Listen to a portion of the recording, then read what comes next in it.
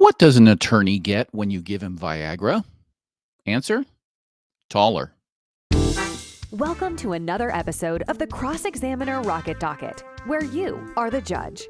Here, we brief you on the news of the day so that you can issue a ruling. Get ready to hear the arguments, because court is now in session.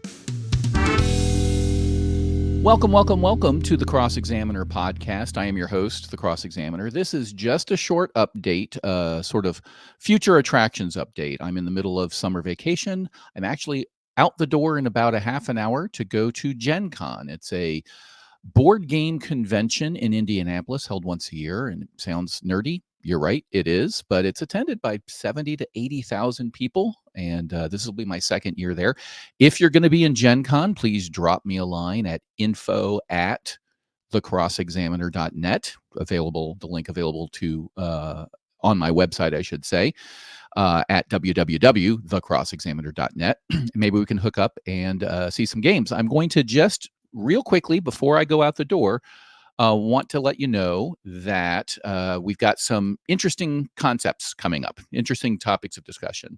One, I'm going to be doing a series called Amarillo by Morning, or Amarillo Justice. I'm not sure what it's called yet, where we're going to talk about the history of the rich, powerful conservatives, usually Christians now, using the courts to get their way. In particular, we're going to focus on the federal court in Amarillo, dating back to the 80s and running through today.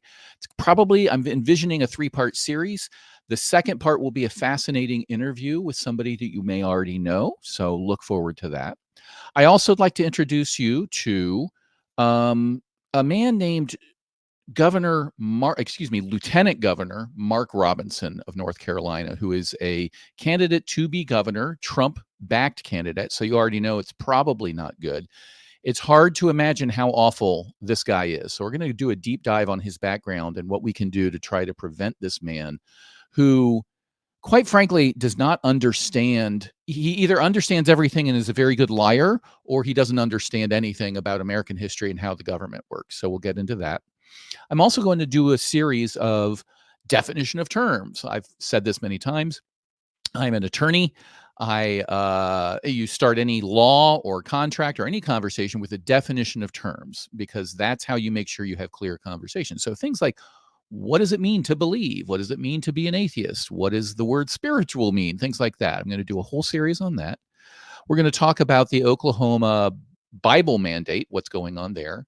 I did have a series planned on Project 2025. I will probably still do it, but the news broke yesterday afternoon, that the director of that project has stepped down due to criticism from Trump. So basically, Trump tried to play coy about it, found out that even conservatives didn't like this evil master plan, this 900-page document on how to utterly destroy America once Trump gets elected, because it was politically unpopular. Not because he didn't want to do it, but it basically, the cat was out of the bag, so he started criticizing it.